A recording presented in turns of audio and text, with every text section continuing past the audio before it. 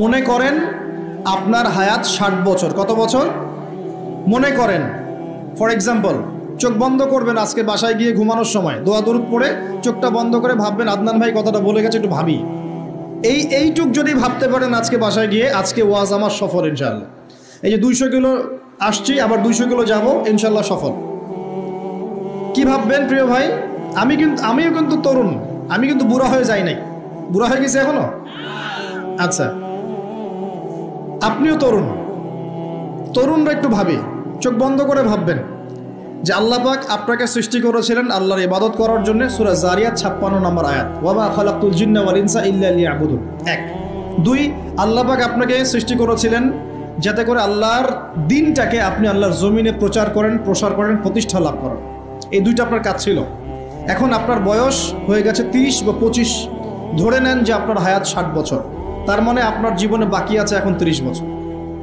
এই যে 30 বছর আপনি নষ্ট করেছেন বা চলে গেছে, চোখ বন্ধ করে চিন্তা করবেন এই 30 বছরে কত ওয়াক্ত নামাজ পড়েছেন, কতদিন রোজা রেখেছেন, এই 30 বছরে 30টা আয়াত আপনি পড়েছেন কি না, এই 30 বছরে 30টা সূরা আপনি শিখেছেন কি না, 30 বছরে আপনি 30টা ইসলামিক বই পড়েছেন কি না, আপনি নবীর 30টা হাদিস পড়েছেন কি না, 30 দিন জামাতের সাথে নামাজ পড়েছেন কি না, 30 দিন দিনের দাওয়াত দিয়েছেন কিনা, 30টা দিন দান সদকা করেছেন কিনা। আমি খুব বেসিক কথা বলছি, আমি বলিনি আপনি 30 দিন 30টা যুদ্ধ করেছেন কিনা, এই কথা বলিনি। আমি আপনাকে বেসিক কথা বলছি, একদম বেসিক প্রাইমারি কথা। আপনি 30 দিন নামাজ পড়েছেন কিনা, 30টা রোজা ঠিক মতো রাখছেন কিনা, আপনি কি 30 বার মেয়েকে দেখে চোখ নামাতে পেরেছেন কিনা, আপনি কি 30টা সূরা শিখেছেন কিনা,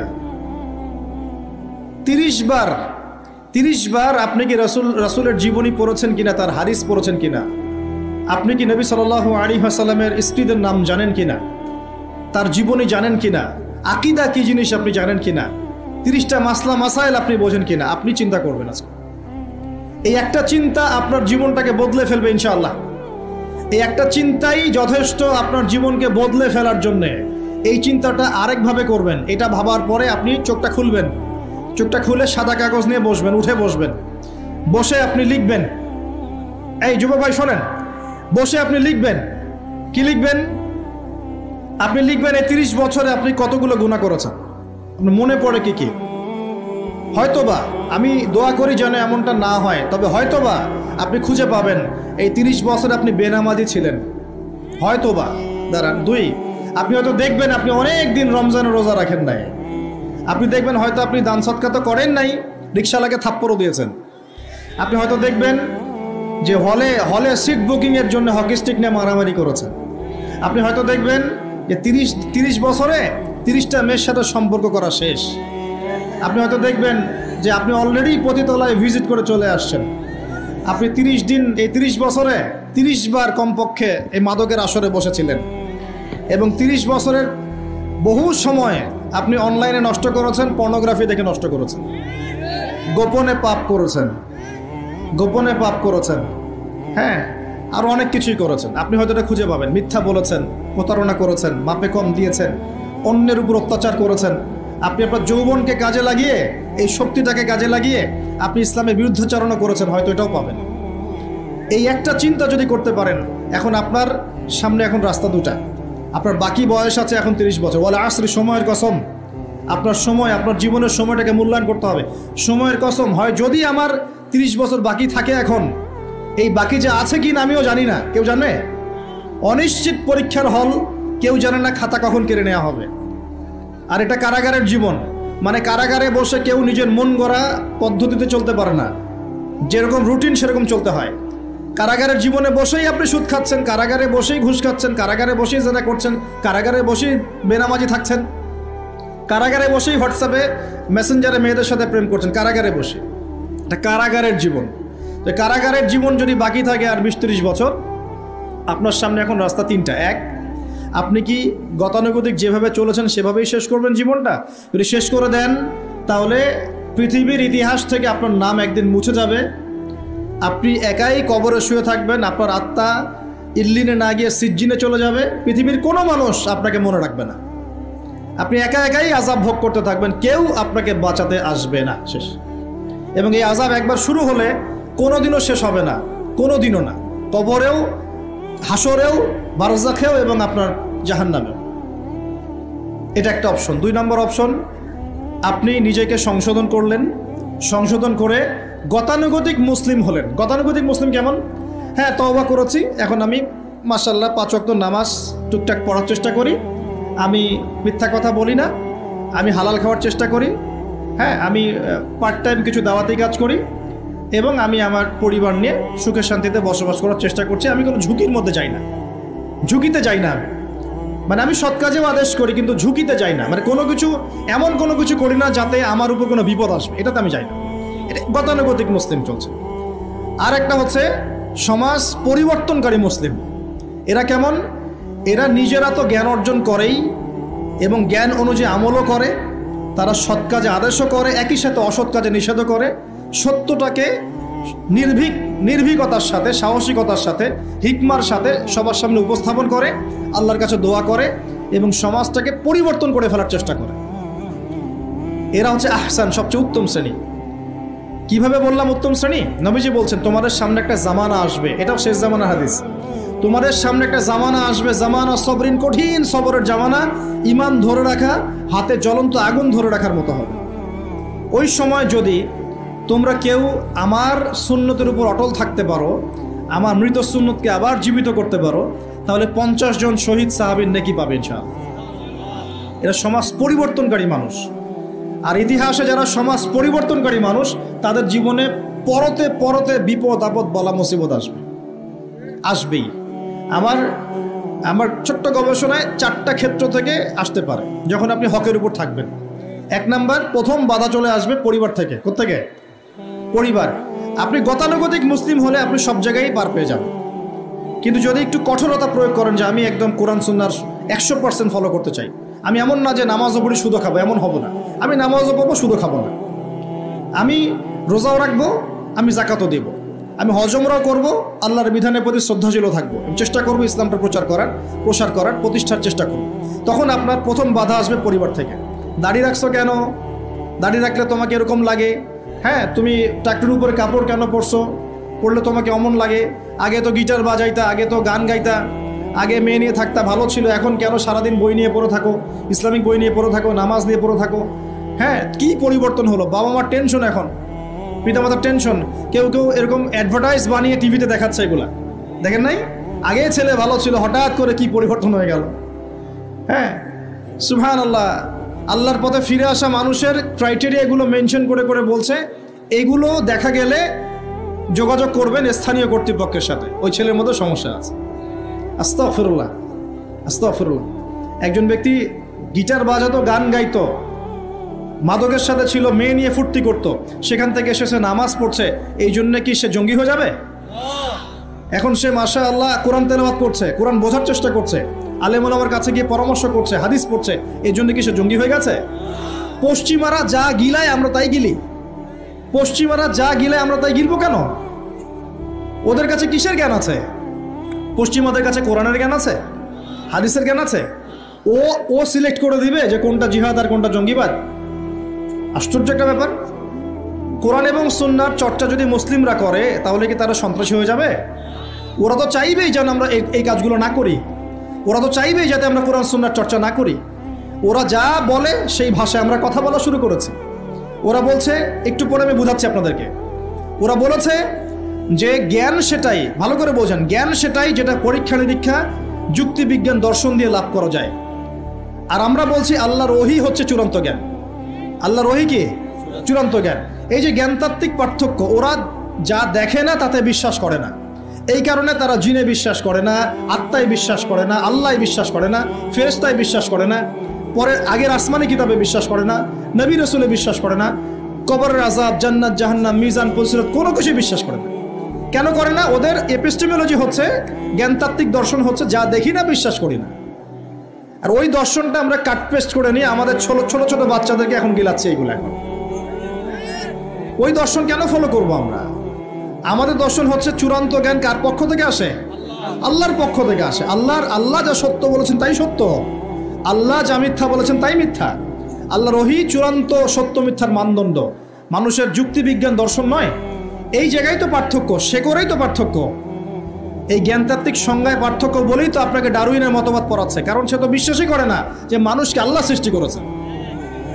আর আমরা বিশ্বাস করি আদম আলাইহিস সালামকে সৃষ্টি করেছেন কে? অতএব এই মতবাদের আমাদের কোনো প্রয়োজন নাই, কারণ আমরা তো জানি কোরআনে আল্লাহ পাক এটা বলেছেন। যে জানে না, যার কাছে কোরআন নাই, যার কাছে হাদিস নাই, তার ওই মতবাদের প্রয়োজন আছে, আমার তো নাই। ওরা যা বলে আমরা তাই গেলার চেষ্টা করি। ওরা এগুলো সংজ্ঞা শিখিয়ে দিয়েছে যে মুসলিম যুবকরা এরকম এরকম করলে তারা খারাপ হয়ে যাবে, এখন ব্যাস এটা প্রচার করা হচ্ছে। আশ্চর্য বিষয়। আমরা তো চাইবো প্রত্যেক ঘরে ঘরে কোরআনওয়ালা মানুষ তৈরি হোক, হাদিসওয়ালা মানুষ তৈরি হোক, নামাজি হয়ে যাক সবাই, তাহলে সমাজে শান্তি আসবে। একজন নামাজি ব্যক্তি বেশি ভদ্র হয় না বেনামাজি ভদ্র হয়? বলেন। তা নামাজ মানুষকে শৃঙ্খলা শেখায় না? কোরআন মানুষকে মানবতা শেখায় না? কোরআন সুন্নাহর কোনো জায়গায় কি বলা আছে নিরপরাধ কোনো মানুষকে হত্যা করতে হবে? বরং আমি তো একটা আয়াত বললাম, কেউ যদি একজন মানুষের জীবন বাঁচায়, সূরা মাইদা আল্লাহ পাক বলছেন, কেউ যদি একজন মানুষের জীবন বাঁচায় সে যেন পুরো মানব জাতিকে বাঁচালো, বলি আলহামদুলিল্লাহ। আর কেউ যদি কোনো মানুষকে অন্যায়ভাবে হত্যা করে সে যেন পুরো মানব জাতিকে হত্যা করলো। একটু খেয়াল করে দেখেন, সারা বিশ্বে যত মানুষকে হত্যা করা হচ্ছে মুসলিম কান্ট্রিগুলোতে, সিরিয়া, ইয়েমেন, প্যালেস্টাইন, আফগান তো চলে গেল, তারপরে আপনার ইরাক, লিবিয়া, জর্ডান, লেবানন, ঠিক আছে, ওই যে রোহিঙ্গা, তারপরে উইঘুর, মুসলিমদেরকে যেখানে যেখানে হত্যা করা হয়েছে, এখানে মানবতা বিরোধী অপরাধ হয়নি? এটাকে সন্ত্রাসবাদ বলা যায় না? এটা ওদের জঙ্গিবাদ নয় কি? তাহলে প্রকৃত অর্থে সন্ত্রাসী এবং জঙ্গি কারা? মুসলিমরা না ওরা? যখন নিরপরাধ মাসুম বাচ্চাদেরকে বোম মেরে হত্যা করা হয়, মা বোনদেরকে ইজ্জত নষ্ট করা হয়, আমাদের মুসলিম ভাইদেরকে পাখির মতো গুলি করে হত্যা করা হয়, তখন এই মতবাদ থাকে না? তো এদের কাছ থেকে আমাদেরকে শিখতে হবে কোনটা ন্যায় কোনটা অন্যায়। এগুলো চলতে থাক, কিন্তু এই চলা ইনশাআল্লাহ তাআলা বেশি দিন সাস্টেইন করবে না ইনশাআল্লাহ। কারণ আমরা শেষ জামানার ছাত্র, আমরা জানি যে এই জুলুম ইনশাআল্লাহ তাআলা এই বিশ্বের বেশি দিন থাকবে না ইনশাআল্লাহ। অচিরে আল্লাহ রাব্বুল আলামিন এমন প্রজন্ম আনবেন, এমন নেতা আনবেন যাকে আল্লাহ পাক বলছেন তার নাম হবে মাহদি, এবং তার নাম মুহাম্মদ, তার টাইটেল মাহদি। বাবার নাম আব্দুল্লাহ, মায়ের নাম আমিনা। মুহাম্মদ সাল্লাল্লাহু আলাইহি ওয়াসাল্লামের বংশধর থেকে একজন।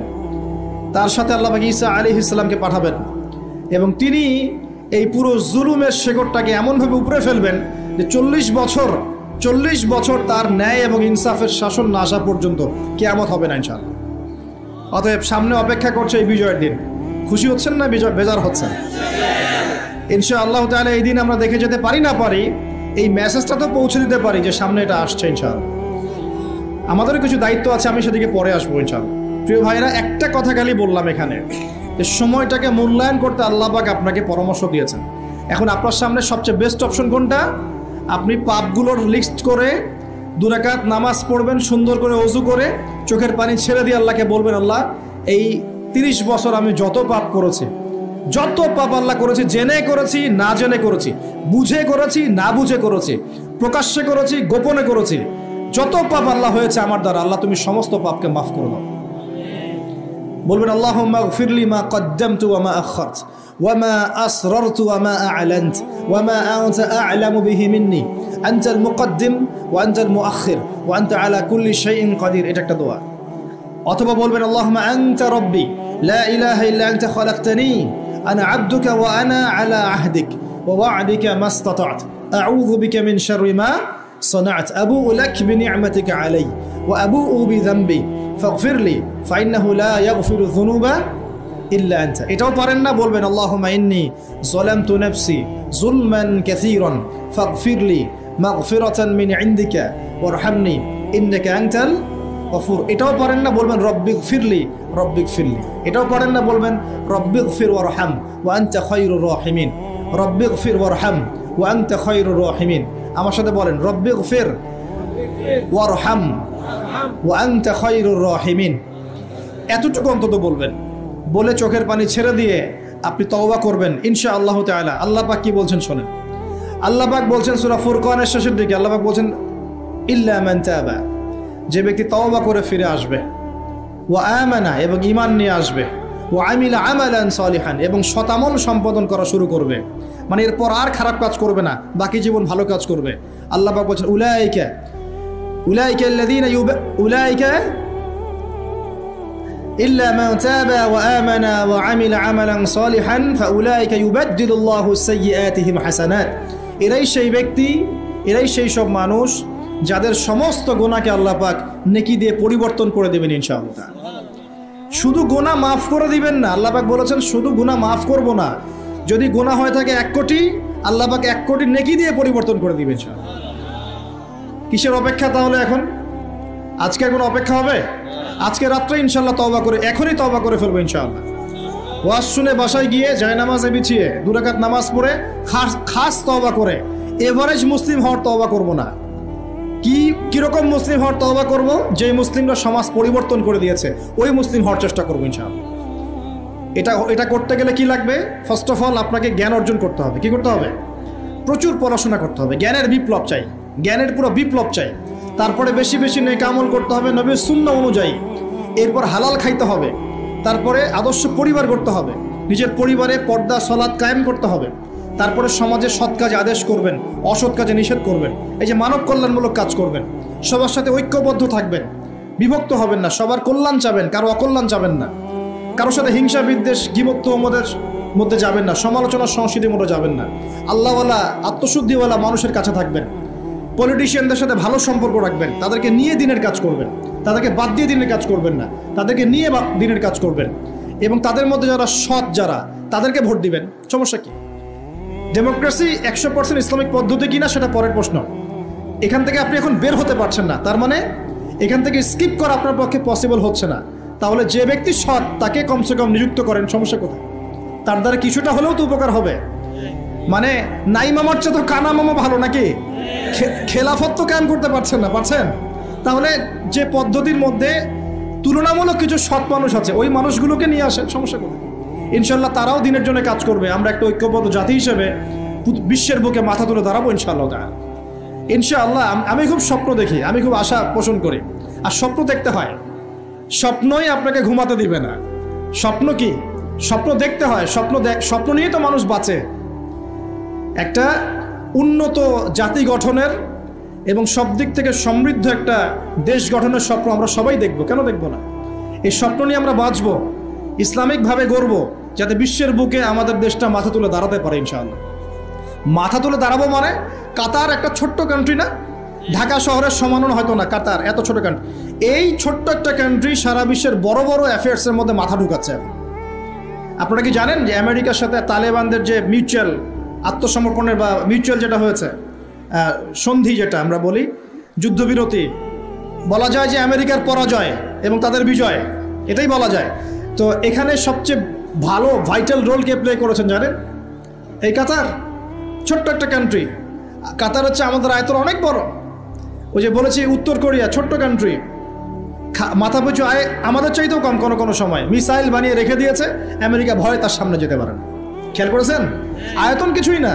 যদি আমরা ঐক্যবদ্ধ হতে পারি, শিক্ষিত হতে পারি, প্রযুক্তির জ্ঞান অর্জন করতে পারি, আমাদের মধ্যে ঐক্য থাকে, আপোষে আমরা মিল মহব্বতের সাথে ন্যায়ের সাথে যদি আমরা সমাজ পরিচালনা করতে পারি, বাংলাদেশও বিশ্বকে নেতৃত্ব দেবে ইনশাআল্লাহ। কেন আমরা সবসময় নতজানু হয়ে থাকবো? কি জন্যে? আমরা ঋণ চাবো কেন? আমরা ঋণ দিব উল্টা ওদেরকে, আমরা ঋণ দিব ওদেরকে পুরো। আমরা কি দেই নাই মনে করছেন নাকি? একটা সময় ছিল যখন আমরাই সবাইকে লোন দিয়েছি, জানেন? একটা সময় ছিল যখন এই মুসলিমদের লোনের উপরে পশ্চিমারা টিকে থাকতো। আমরা ওদেরকে জ্ঞান দিয়েছি, মেডিকেল সায়েন্স দিয়েছি, প্রযুক্তির সব কিছু দিয়েছি।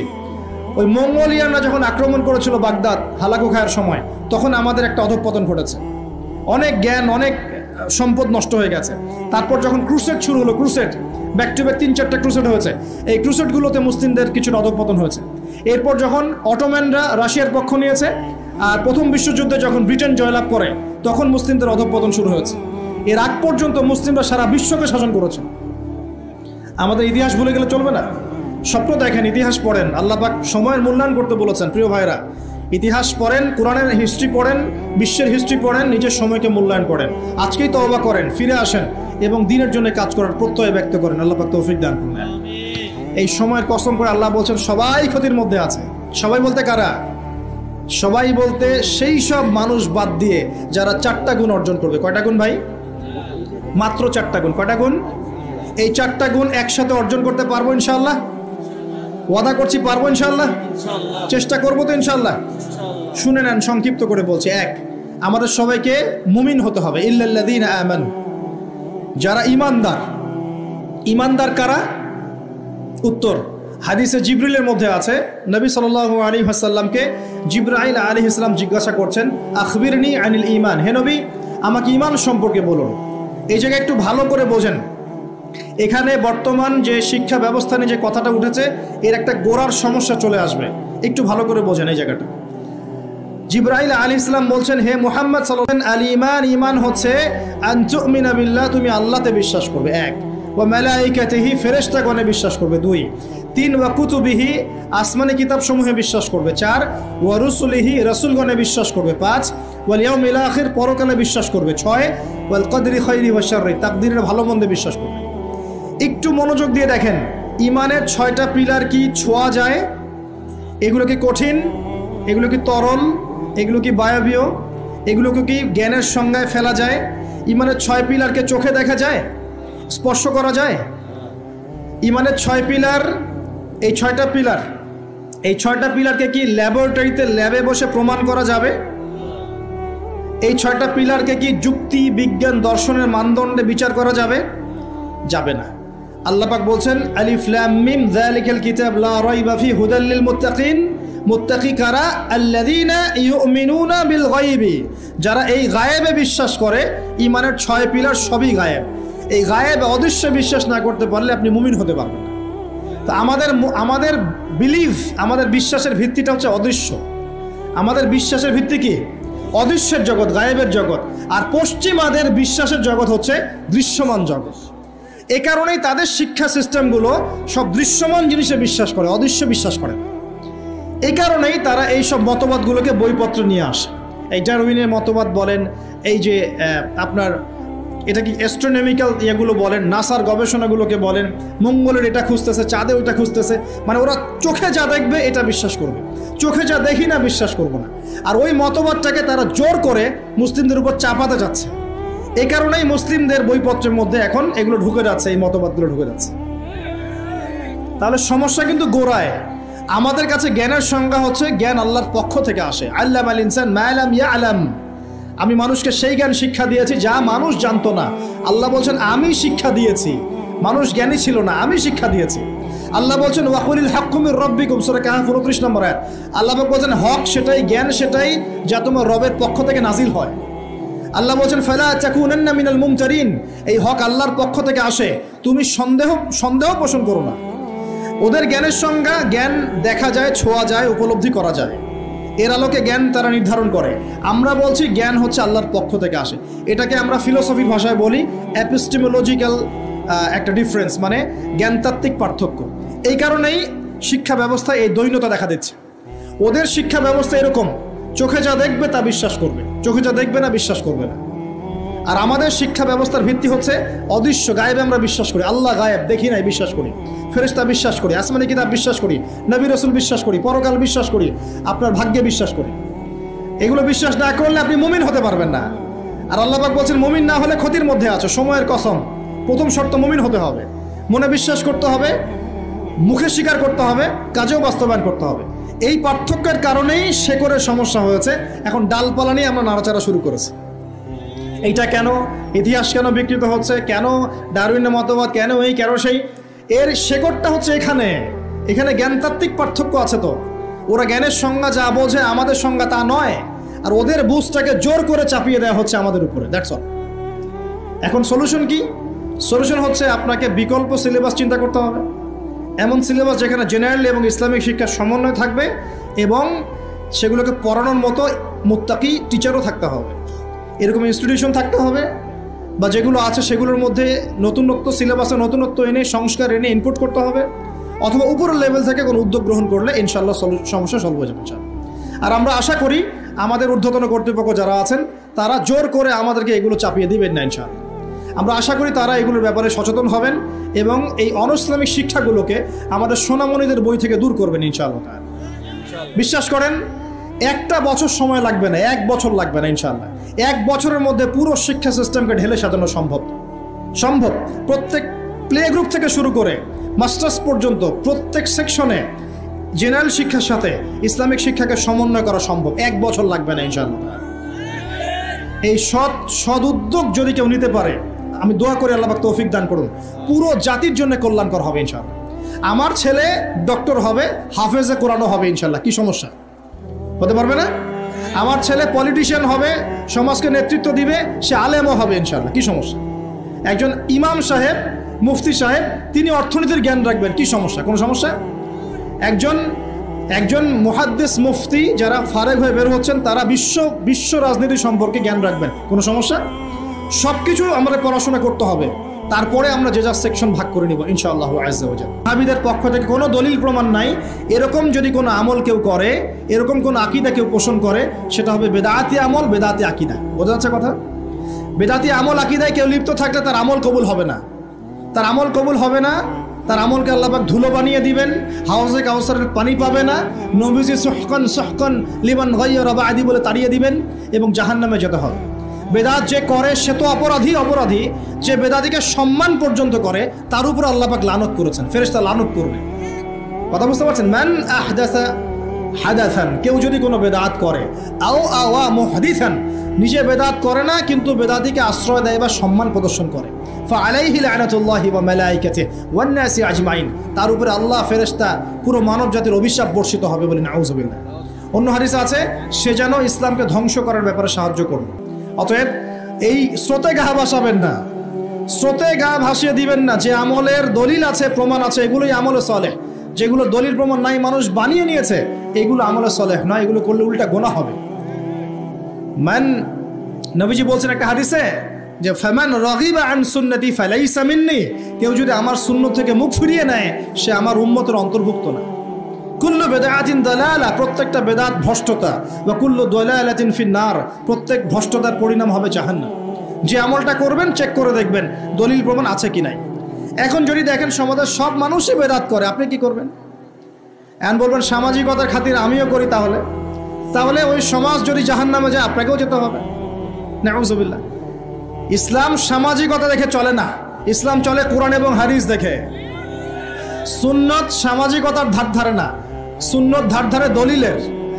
দলিল আছে কিনা, প্রমাণ আছে কিনা, নবী করেছেন কিনা, সাহাবী করেছেন কিনা, ইমামদের থেকে প্রমাণ আছে কিনা, আমরা সেটা দেখব। প্রমাণ নাই, দলিল নাই, যত টাটকা মজার মুখরোচক মনে হোক না কেন, সবাই করুক না কেন, আপনার করা যাবে না, করলে বেদাত হয়ে যাবে। আল্লাহ পাক বোঝার তৌফিক দান করুন। আর বেদাত তো করবেনই না, বেদাতিকে সম্মানও করবেন না। বেদাতিকে ট্রল করতে করতেই তো ভাইরাল হয়ে গেছে, ট্রল করতে করতে, মজা করতে করতেই তো ভাইরাল হয়ে গেছে। এই তো সমস্যা আমাদের। আল্লাহ পাক বোঝার তৌফিক দান করুন, আমিন। আরেকটা বিষয় হলো ওয়াতাওয়াসাউ বিল হক, যারা পরস্পরকে হকের দাওয়াত দেয়। আচ্ছা, হকটা কি? এখন হকের সংজ্ঞা সূরা কাহাফের 29 নম্বর আয়াত আছে। কোন আয়াতে? কোন সূরা বলেন? সূরা কাহাফ কত নম্বর আয়াত? 29। সূরা বাকারাতেও আছে, সূরা কাহাফে আল্লাহ বলেছেন, আল্লাহ পাক বলছেন হকটা কি? ওয়াকুলিল হাক্কু মির রাব্বিকুম, বাস শেষ। হে নবী বলে দিন, হক সেটাই যা তোমার রবের পক্ষ থেকে নাজিল হয়। হকটা কি? যা তোমার রবের পক্ষ থেকে নাজিল হয়। বলেন তো রবের পক্ষ থেকে কি নাজিল হয়েছে? কোরআন এবং তার ব্যাখ্যা কি আছে? হাদিস। যখন তাওরাত নাজিল হয়েছিল সেটা কি হক ছিল? ছিল। যখন তাওরাত নাজিল হয়েছে তখন সেটাও হক ছিল। যখন ওটাকে বিকৃত করা হয়েছে তারপর আল্লাহ পাক জাবুর নাজিল করেছে দাউদ আলাইহিস সালামের উপরে। এই জাবুর যখন নাজিল হয়েছে তখন জাবুরই হক ছিল। যে জাবুর মানত না সে কাফের হয়ে গিয়েছিল, যে জাবুর মানত সে মুসলিম ছিল। এরপর ইনজিল এসেছে জাবুর বিকৃত হওয়ার পরে। ইনজিল যখন এসেছে ইনজিলই হক ছিল। ইনজিল যে মেনেছে আল্লাহ পাক তাকে মুসলিম বলেছেন, সেও মুসলিম ছিল। যে ইনজিল মানে নাই সে কাফের হয়ে গিয়েছিল। ইনজিলকে বিকৃত করার পরে আল্লাহ পাক দিয়েছেন কি? সর্বশেষ আসমানি কিতাব আল কোরআনুল কারীম এবং তার ব্যাখ্যায় নবীর সুন্নাহ, হাদিস নবী সাল্লাল্লাহু আলাইহি ওয়াসাল্লাম। এই কোরআন এবং সুন্নাহকে মিলেই ইসলাম। এই ইসলাম হচ্ছে একটা কমপ্লিট কোড অফ লাইফ, জীবনের সব ক্ষেত্রে সমাধান আছে। এখন এই হকটার দাওয়াত আল্লাহ পাক দিতে বলছেন। তাহলে দাওয়াতটা কিভাবে শুরু করব? আগে জ্ঞান অর্জন করব, নিজে আমল করব, নিজের উপর প্রতিষ্ঠা করব, আমার পরিবারে প্রতিষ্ঠা করবো ইনশাআল্লাহ। আমার নিকটস্থ আত্মীয়দেরকে দাওয়াত দেব, আমার বন্ধু মহলে দাওয়াত দেব, আমার বান্ধবীদেরকে, আপনার বান্ধবীদেরকে দাওয়াত দিবেন। আপনার বান্ধবী মানে মেয়েদেরকে বলছি আর কি, আপনাকে বলছি না, বোনদেরকে বলছি। আপনারা আপনাদের বান্ধবীদেরকে দাওয়াত দেবেন, আপনারা বন্ধুদেরকে দাওয়াত দিবেন। এই যুগে সবাইকে কমপক্ষে পার্ট টাইম দায়ী হতে হবে, সবাইকে কমপক্ষে পার্ট টাইম দায়ী সবাইকে হতে হবে। আপনি নামাজ পড়ছেন, নামাজের দাওয়াত দেন। আপনি দান সৎকার করেন, দান সৎকার দাওয়াত দেন। আপনি সুদ খাচ্ছেন না, আপনি দাওয়াত দেন ভাই সুদ খায়েন না। যেগুলো স্পষ্ট সেগুলোর দাওয়াত আপনি দিবেন। ইখতিলাফি মাসআলাগুলোকে নিয়ে ব্যস্ত হবেন না। ইখতিলাফি মাসআলাগুলোকে নিয়ে ব্যস্ত হলে উম্মাহ বিভক্ত হয়, ফাটল সৃষ্টি হয়। আল্লাহ পাক আমাদের সবাইকে হকের দাওয়াত দেওয়ার তৌফিক দান করুন। এরপরে যদি আল্লাহ পাক আরো বড় ক্ষমতা দেন, তখন আরো বড় পরিসরে আমরা দাওয়াতি কাজ করবো ইনশাআল্লাহ তাআলা। শুরুটা হবে ব্যক্তি জীবন থেকে। আল্লাহ পাক আমাদের সবাইকে ব্যক্তি জীবন পরিবর্তন করার তৌফিক দান করুন। আমাদের পারিবারিক জীবন পরিবর্তন করার তৌফিক দান করুন। আমাদের সমাজকে পরিবর্তন করার তৌফিক দান করুন। আমাদের রাষ্ট্র নেতাদেরকে আল্লাহ পাক হেদায়েত দান করুন। আমরা দোয়া করি। সবশেষ কথা, ওয়া তাওয়াসাউ বিস-সাবর, যারা সবরের উপর থাকবে এরা ক্ষতিমুক্ত থাকবে। হকের সাথে সবরের কথা কেন? এর জন্য একজন নবীর কথা বলাই যথেষ্ট। তারপরে আমি কয়েকজনের কথা বলছি। নূহ আলাইহিস সালাম, নাম শুনেছেন? নাম শুনেছেন? কত বছর দাওয়াত দিয়েছেন? কত বছর? 950 বছর। কত বছর? 950 বছর তিনি দাওয়াত দিয়েছেন মানুষকে। তাও আল্লাহ তার ভাষায় বলছেন সূরা নূহের মধ্যে, তিনি বলছেন ইন্নী দাআউতু কওমি লাইলা ওয়া নাহারা। তিনি বলছেন নূহ আলাইহিস সালাম, হে আল্লাহ, আমি দিন রাত মানুষকে দাওয়াত দিয়েছি। দিন রাত, দিন আমি যে 1 ঘন্টা 1.5 ঘন্টা ওয়াজ করলাম এমন না, দিন রাত মানুষকে দাওয়াত দিয়েছি আমি। ওয়ালাম ইয়াজিদহুম দুআই ইল্লা ফিরারা, আমার দাওয়াত শুনে মানুষ খালি পালিয়ে গেছে, পালিয়ে গেছে। মানুষ আমাকে পাগল বলেছে। মরুভূমির মধ্যে জাহাজ বানাচ্ছ, মানুষ পাগল বলেছে, কটাক্ষ করেছে, গালি দিয়েছে, হত্যার চেষ্টা করেছে। আল্লাহ, আমি দিন রাত মানুষকে দাওয়াত দিয়েছি। শেষমেশ তিনি এতটাই মানে দুঃখ ভরাক্রান্ত মন নিয়ে দোয়া করছেন, তিনি বলছেন রব্বি লা তাযার আলাল আরদি মিনাল কাফিরিনা দাইয়ারা। আল্লাহ 950 বছর দাওয়াত দিয়েছি, এই কয়টা মানুষ ইসলাম কবুল করেছে। আল্লাহ, তুমি এই পৃথিবীতে কোনো কাফেরকে আর বাকি রেখো না, আযাব দিয়ে ধ্বংস করে দাও। তিনি বলছেন রব্বি আন্নী মাগলুবুন ফান্তাসির, সূরা কমারের মধ্যে আছে। তিনি বলছেন আল্লাহ, আমি পরাজিত হয়ে গেছি, আমাকে সাহায্য কর, আমি আর পারছি না। কোন পর্যায়ে গেলে একটা মানুষ এই কথা বলতে পারে? আমরা তো 2 দিন 4 দিন দাওয়াতি কাজ করে হাবশায় যাই। এক ভাইকে নামাজের দাওয়াত দিয়েছি 3 দিন, নামাজ পড়ে না, বলছি তোর দ্বারা হবে না, আশা শেষ করে ফেলি, আশা পোষণ করি না। হ্যাঁ, পরিবারে স্ত্রী কথা শোনে না, 1 বছর সবর করেছি, তালাক দাও তালাক দাও, চলবে না, এরকম মনে করি আমরা। ঠিক আছে, সন্তানকে দাওয়াত দিই, কথা শোনে না, সন্তানকে আমরা ত্যায্য পুত্র করে ফেলছি।